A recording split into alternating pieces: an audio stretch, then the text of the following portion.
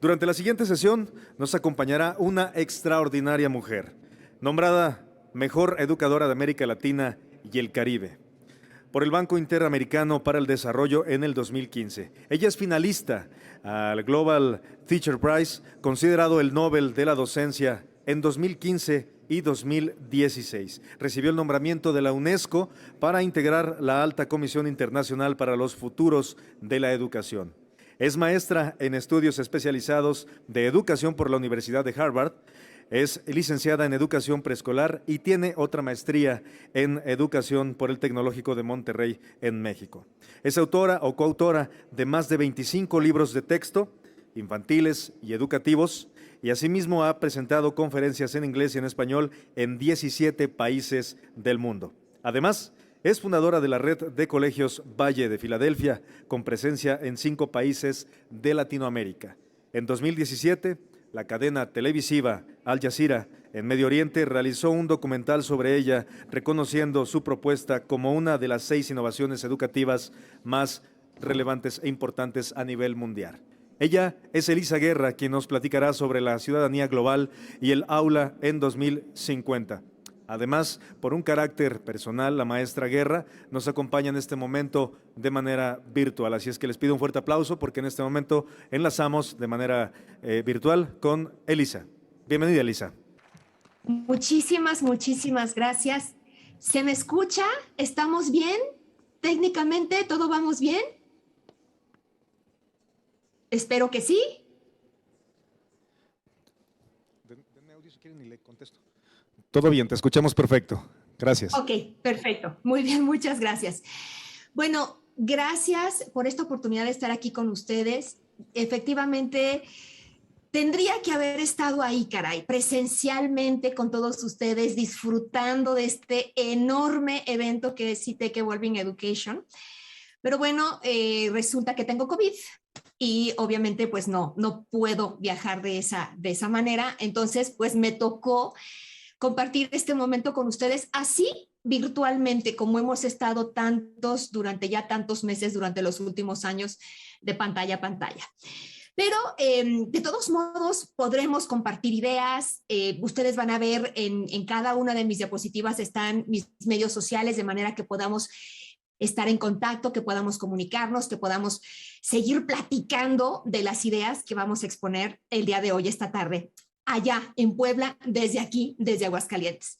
Y bien, pues sí, efectivamente, nos toca hablar de ciudadanía global y el aula del 2050.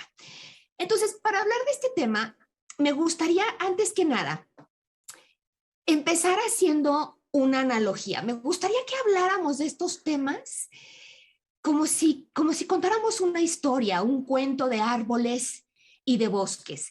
Este árbol majestuoso que estamos viendo ahí es una secuoya, es quizá el árbol más grande del mundo, es uno de los más grandes en el mundo. Y fíjense, comienza de una semillita muy pequeña. Quizá ustedes alcancen a ver, lo voy a acercar a la cámara. Esta es una hojuela de avena. Y obviamente ustedes las han visto muchas veces, a lo mejor hasta desayunaron avena hoy en la mañana, estaba en su plato del desayuno, pero lo que tiene esta hojuela de avena es que es en forma y en tamaño muy similar a la semilla que le da vida a este enorme, a este gigante secuoya que tenemos en pantalla. Siempre me maravilla pensar cómo una cosa tan pequeñita tiene el potencial de convertirse en un gigante. Y quisiera que tuviéramos con nosotros esa idea a lo largo de esta charla, ¿no? Un gigante, por supuesto, un secuoya, si ustedes han tenido la fortuna de estar cerca de alguno de ellos, para poder abrazar a un secuoya necesitaríamos a lo mejor 20 personas rodeándolo para poderlo abarcar completamente, ¿no? Y sí, son árboles impresionantes, no solamente por lo ancho, sino también por lo alto. Qué maravilla que de algo tan pequeñito se pueda llegar a algo tan grande. Y es importante o es relevante cuando hablamos de ciudadanía global hacer esta referencia con los árboles, porque yo siento que hay muchas analogías que nos pueden enseñar y que nos pueden aclarar un poco este camino. Porque ciudadanía global, queridos colegas, es un tema del que se ha hablado mucho. Estoy completamente segura de que para nada es la primera vez que lo han escuchado, ¿no? Ya tiene bastantes añitos y sobre todo últimamente, digamos, a partir de los objetivos para el desarrollo sostenible para el 2030, ¿no? Que desde el 2015 se postularon, ya desde ahí y desde antes se venía escuchando este tema de ciudadanía global. Pero sigue siendo muchas veces un concepto todavía difuso, ¿no? Incluso hay quienes no están completamente de acuerdo con el término, que si está bien usado, que si no está bien usado, pero es un término que, estemos de acuerdo o no, se está utilizando de manera masiva en el mundo de la educación. Internacionalmente hablando, Global Citizens, todo el mundo sabe a qué nos referimos. Pero, ¿a qué nos referimos exactamente? Bueno, pues para intentar clarificar un poquito de qué se trata la ciudadanía global, es que vamos a hacer este recorrido con los árboles. Para mí, un árbol es una analogía maravillosa de lo que es un ciudadano global, en muchos sentidos, como vamos a ir platicando. Pero empezando por el más evidente que pudiéramos decirlo. Un árbol está fuertemente cimentado a la tierra a través de sus raíces, pero tiene sus ramas, sus brazos abiertos al cielo y al mundo, ¿no? Entonces, fuertemente cimentado en sus raíces, en lo local, pero al mismo tiempo abierto, dando y recibiendo del ancho mundo, del cielo y de todo lo demás, abiertos los brazos al mundo. Esa sería quizá para mí la mejor analogía de lo que significa ser un ciudadano global. Ahora, vamos a explorar algunas aproximaciones a este concepto de ciudadanía global de diferentes actores o de diferentes organismos. Y ustedes van a ver que estoy utilizando nuevamente la naturaleza para ayudarnos a aterrizar estos conceptos. Primary Source es una organización que se dedica precisamente a crear conciencia sobre la ciudadanía global y que pues tiene herramientas para ayudar a los docentes y a las escuelas a desarrollar la ciudadanía global en los estudiantes. Y ellos nos dicen que para ser ciudadanos globales tenemos que tomar en cuenta tener conocimientos que son como el tronco que sostiene todo, las habilidades que aquí lo vemos en verde, son como las hojas que pueblan esos conocimientos, que pueblan ese soporte, y las acciones, que en esta imagen vienen a ser los frutos, ¿no? No es simplemente suficiente tener conocimientos, sino poder hacer algo y hacerlo. Además, son esas tres cositas y siempre en un contexto de interconexión y de diversidad, conectándonos unos a otros y diversificándonos, así como estamos. Se me ocurre pensar en un bosque donde cohabitan muchísimos árboles de diferentes especies. Cada árbol en sí mismo es un ser, pero está interconectado con los otros árboles a través de sus raíces, a través del suelo. Y son muy diversas especies que hacen que sea más rico ese ecosistema. Esto es lo que nos dice entonces Primary Source. Vamos a ver qué nos dice UNESCO. UNESCO también tiene una propuesta para el desarrollo de la ciudadanía global y ellos nos dicen que la ciudadanía global, bueno, pues consta de tres ejes. Uno que es el cognitivo, nuevamente lo que conozco, lo que sé.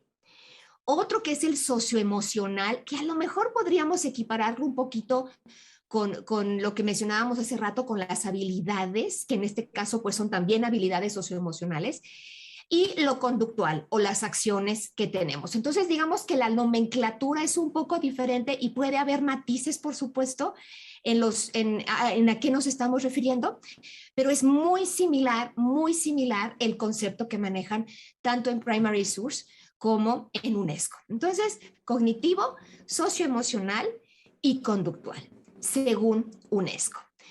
Ahora tenemos también la Organización para la Cooperación y el Desarrollo Económicos y ellos también nos presentan un panorama con también tres elementos.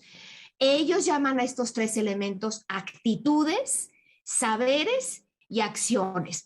Nuevamente, fíjense cómo son muy similares. El saber, lo cognitivo, las actitudes y las acciones, lo que hago. En resumidas cuentas, queridos, si ustedes se dan cuenta, lo que estas 3 organizaciones nos están proponiendo es una interconexión entre la mente, el corazón y las manos. Las manos como ejemplificando las acciones que podemos tomar. Entonces, ahora, esto es, por supuesto, a nivel conceptual, pero ¿cómo se podría ver esto en nuestras escuelas o cómo se ve esto en el mundo real? Bueno, pues resulta que ya desde el 2018, que ahorita se siente como que eso fue hace no 4 años, sino 4 décadas, se siente que fue en otra era completamente, ¿no? Prepandémica. En la última aplicación que hubo de la prueba PISA, que todos ustedes conocen muy bien, es esta prueba que se realiza cada 3 años a una muestra de estudiantes de 15 años en los países que pertenecen a la OCDE, a la Organización para la Cooperación y el Desarrollo Económicos, o en otros países que se anoten, que se apunten para también ser considerados en esta prueba. Y bueno, como ustedes saben, desde hace muchos años, México y muchos países de Latinoamérica, pero México ha estado consistentemente entre los últimos lugares, entre los países que son miembros de la OCDE, de la OCDE, porque hay otros países que igual salen más bajos, pero no son integrantes de esta organización. Entre los integrantes de la organización, México ha estado consistentemente entre los últimos lugares. Y bueno, las áreas que normalmente se cubren en esta prueba son el área de lectura, el área de matemáticas o científicas, razonamiento lógico matemático, y las ciencias, ¿no? Entonces, lectura, matemáticas y ciencias. Y en cada aplicación se hace énfasis en alguna de estas 3 concentraciones. Bueno, pues les cuento, queridos, que en 2018, además de las áreas que normalmente se evaluaban, se hizo también una primera evaluación, le llamaban ellos piloto, ¿no? O prueba, sobre las competencias globales de los estudiantes. Y la pregunta que se hacían los investigadores era, ¿tienen los estudiantes, están listos para florecer, para desarrollarse en un mundo interconectado? No, no propiamente menciona ciudadanía global, pero si ustedes ven todo en el título, pero si ustedes ven el reporte, es exactamente a lo que nos estamos refiriendo. ¿Estamos formando a nuestros estudiantes para que sean ciudadanos globales? ¿Sí o no? Y bueno, hay algunas cosas muy interesantes que me gustaría compartirles. No vamos a hablar, por supuesto, de todo el reporte. Este reporte, les cuento, la prueba se hizo en 2018, pero los resultados de específicamente esta área de ciudadanía global se publicaron en octubre del 2020, ¿no? A finales del 2020 fue cuando se dieron a conocer los resultados. Ahora sí que estábamos ya en medio de la pandemia, cuando empezamos a conocer los resultados de si los estudiantes en el mundo tenían estas habilidades de ciudadanía global. Ahora, ¿qué fue lo que se evaluó? En actitudes, por ejemplo, ¿qué actitudes se evaluaron? Y aquí les van. Estas fueron las actitudes que se tomaron en cuenta en este cuestionario, que era bastante amplio. ¿Qué tanto respeto mostraban o demostraban los estudiantes hacia la diversidad? ¿Qué tanto sentían en cuanto a autoeficacia o agencia? ¿Qué tanto sentían que ellos podían hacer algo para ayudar a disminuir las problemáticas que hubiera tanto a nivel local como a niveles más amplios? ¿Qué tanto interés tenían, en primer lugar, por conocer de estos problemas y por hacer algo al respecto, ¿no?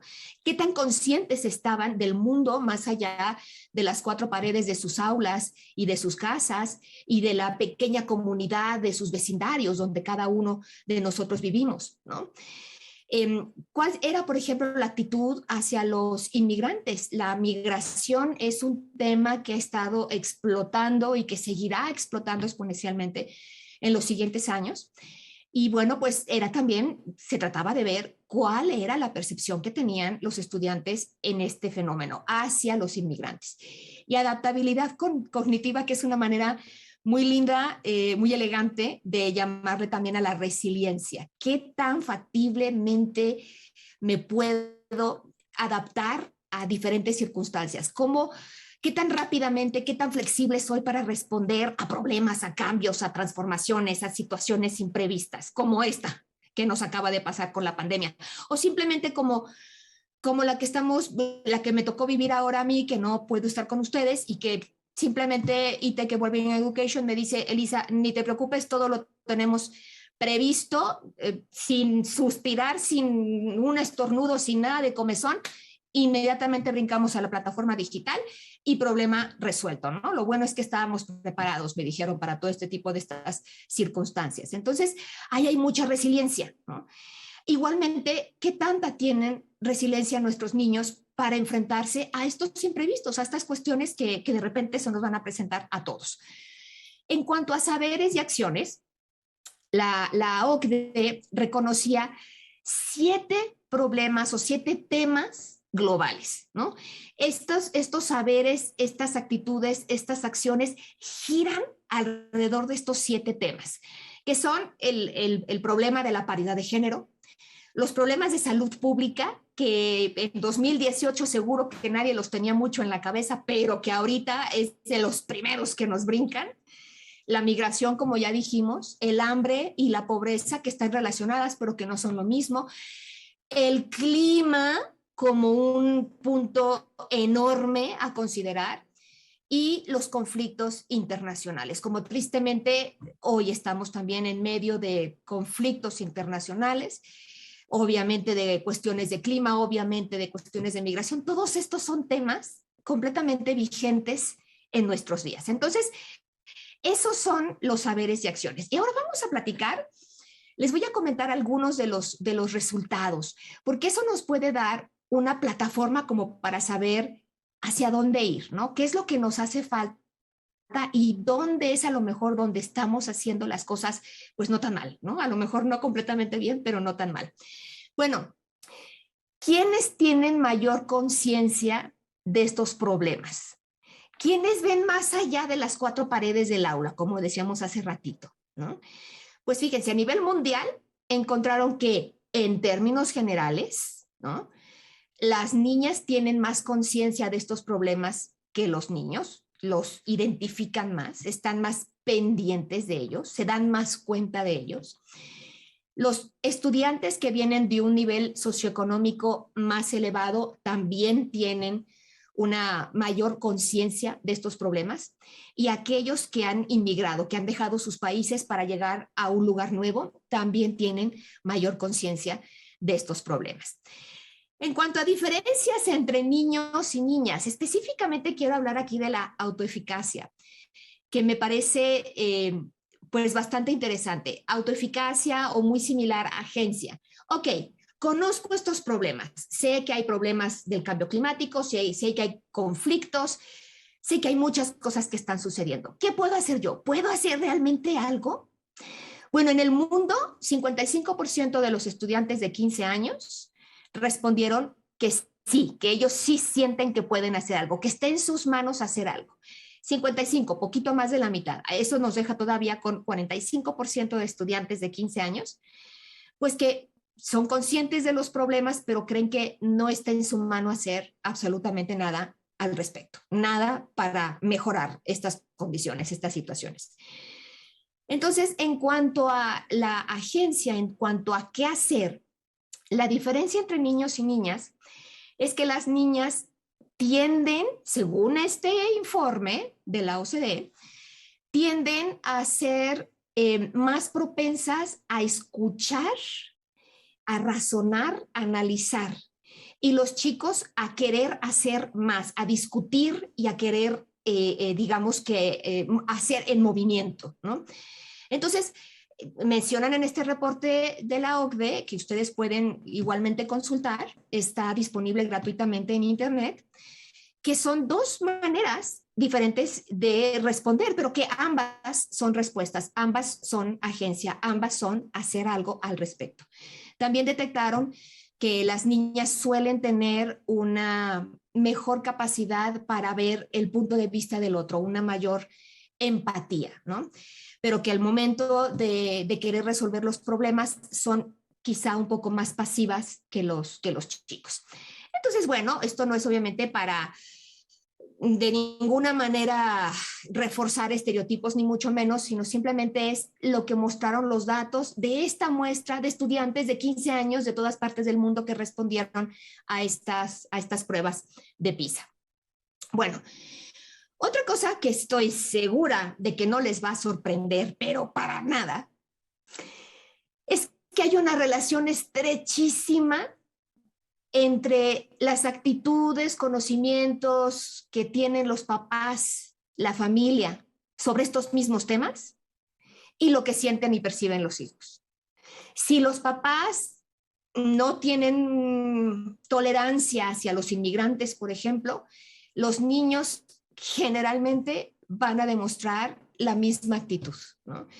Y de igual manera, aunque no tan fuerte, sí un poquito más mermado, pero también tiene su impacto, el ambiente que se percibe en el aula. Si en el mismo salón de clases, si en la misma escuela se percibe un ambiente donde no hay tolerancia a la diversidad, donde hay diferencias entre niños y niñas, donde pues se menosprecia a ciertos estudiantes por sus diferentes condiciones, eso también se permea en las actitudes de los chicos.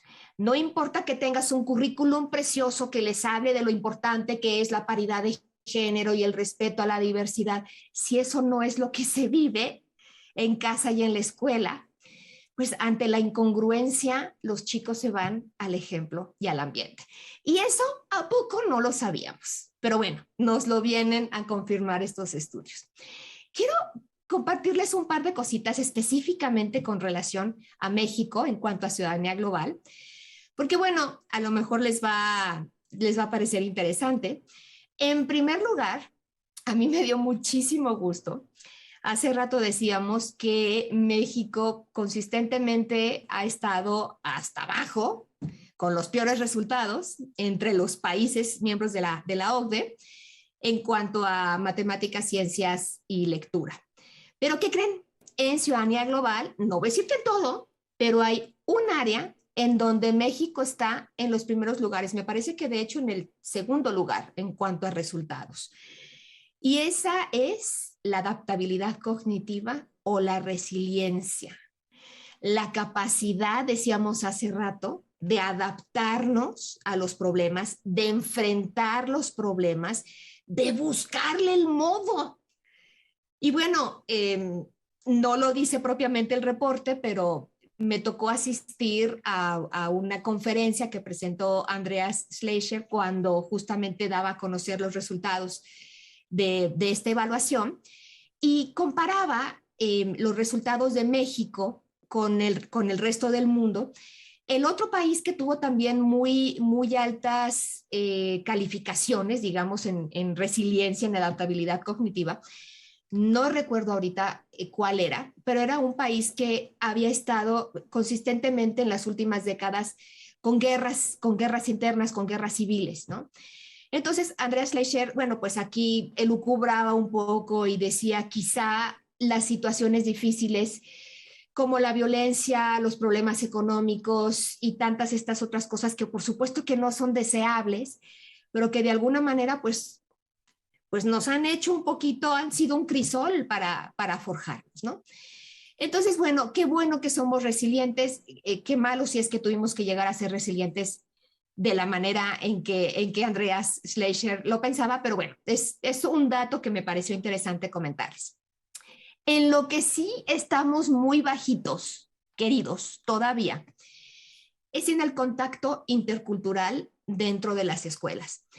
Y me refiero aquí tanto el contacto con otras culturas fuera de México, pero incluso con las culturas que hay dentro de México. Ustedes saben, nuestro país es muy diverso, pero nuestras escuelas todavía pues segregan, ¿no? Entonces, pues sí, las escuelas están en ciertas zonas y los que asisten a esa escuela son los de esa zona. Entonces suelen ser grupos o escuelas muy homogéneos. Hay poca diversidad en nuestras escuelas, en México por lo menos. Y el problema que esto representa es que entonces hay poco conocimiento y menor tolerancia a la diversidad. Crecemos pensando que todos son como nosotros, piensan como nosotros, viven como nosotros. Y caray, cualquiera que venga de un lugar un poquito más diferente, un poquito diferente, pues entonces choca y hay una menor tolerancia y un menor respeto. Lo mismo, por ejemplo, con hablar varias lenguas. En Europa, por ejemplo, bueno, pues todos sabemos que es muy común, simplemente por su situación geográfica, histórica, etcétera, que los chicos aprenden varias lenguas, ¿no? Y están en contacto con varias lenguas. En México no es el caso. Si acaso, bueno, pues la lengua indígena, cuando es la lengua madre, aprenden español como segunda lengua o aprendemos español y aprendemos o intentamos aprender inglés como segunda lengua, pero en realidad no hay una diversidad lingüística en la escuela. No estoy diciendo que en México, por supuesto que la hay, pero en la escuela. Y nuevamente, cuando aprendes una lengua distinta a la tuya, no solamente aprendes otra manera de comunicarte con otras personas, sino que también necesariamente absorbes un poquito de esa cultura. Lenguaje es cultura. Entonces, hablar más lenguas nos abre hacia esta ciudadanía global de la que estamos platicando. Bueno, otra cosa interesante que apareció en este reporte es que las competencias globales no son un producto derivado de las matemáticas, las lenguas, las ciencias, ¿no? Si te va bien en lectura y en ciencias, si eres de los más gallos en PISA, pues entonces también tus estudiantes van a ser los más competentes en toda esta cuestión de la ciudadanía global. Y no, hay algunos ejemplos muy interesantes, algunos países asiáticos que les va muy bien en las pruebas, digamos, académicas, pero que no les fue tan bien en la competencia global. Entonces, no necesariamente están interrelacionados como uno pudiera pensar. No es sacarle más jugo a lo mismo que ya tenemos. No es que tengo limones y hago limonada, ¿no? No son peras y manzanas, no son las mismas manzanas, son peras y manzanas, son cosas diferentes. Y un dato pues preocupante es que el mundo está yendo hacia la ciudadanía global, queridos, es una de las tendencias importantes.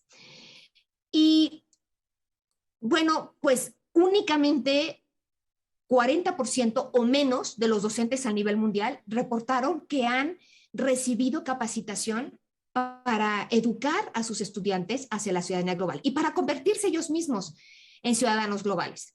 Entonces, caray, es algo de lo que tenemos que seguir hablando y hablando y hablando porque es muy difícil desarrollar ciudadanos globales si los docentes no sabemos cómo hacerlo y si nosotros mismos no estamos también en ese caminito de convertirnos en ciudadanos globales. Entonces, aquí voy a presentar algunas ideas, algunas propuestas o sugerencias para los de ustedes que sean docentes o que tengan escuelas o trabajen en escuelas y ¿qué es lo que deberíamos, hacia dónde deberíamos de estar volteando los ojos? Bueno, autogestión para mí es increíblemente importante. Yo creo que entre los muchos problemas que hubo en la pandemia, en las escuelas, en la pandemia, después del problema de acceso, uno de los principales problemas fue que nuestros estudiantes, aun si tenían acceso, aun si ese problema, esa bronca la tenían resuelta, la autogestión, caray. No, estaban siempre esperando los chicos que el docente les dijera en qué página, hasta dónde, cuántos latidos por minuto tiene tu corazón permiso de latir, ¿no? En cuánto tiempo tienes para completar cada ejercicio. Y claro, porque durante años así lo hemos hecho. Y en el momento en que nos llega la pandemia y en que los chicos tienen que, pues, sacar la casta y hacerse cargo y tomar las riendas de buena parte de su propio proceso de aprendizaje, pues les hace falta, no tienen esa autogestión. La tecnología, ni hablar, ¿no? Tanto para docentes como para estudiantes. Michael Trucano, especialista en educación y tecnología del Banco Mundial, decía desde mucho antes de la pandemia, decía que la tecnología no va a sustituir a los docentes. pero que sinceramente, francamente, los docentes que no usen tecnología van a acabar siendo sustituidos por los docentes que sí utilicen la tecnología. ¿Ok? Entonces no es el robot que va a venir a quitarnos la chamba a los docentes, es otro docente que sabe usar la tecnología. Perdón, El que maestra Elisa finalmente... Guerra, solamente Sí, comentarle, vamos con 2 minutos de conclusiones. ok, perfecto. Gracias. Entonces, hablar en público con nuestros chicos, que ellos también aprendan a expresarse en público, que puedan tener obviamente mejor lectura, mejor escritura y que puedan hablar diferentes idiomas. No es necesario hacer enormes cosas todos los días. Podemos hacer cosas muy pequeñas, como por ejemplo simplemente leer las noticias todos los días, escoger una nota y comentarla en el salón de clases. Una nota de la primera plana del periódico local. Puede ser una noticia internacional o local y comentarla. Y podemos hacer también cosas grandes que nos lleven a lo mejor un tiempo de semanas desarrollarlas. Por ejemplo, enseñar a nuestros chicos a convertirse en oradores, como decíamos hace rato, en poder hablar en público. Esto no es algo que se resuelva en una sola clase, esto es una preparación que implica semanas. También es posible, por ejemplo, desarrollar documentales, que algunos de nuestros chicos elijan algún tema que sea importante para ellos y que se elabore un documental. Es lo que estamos viendo aquí.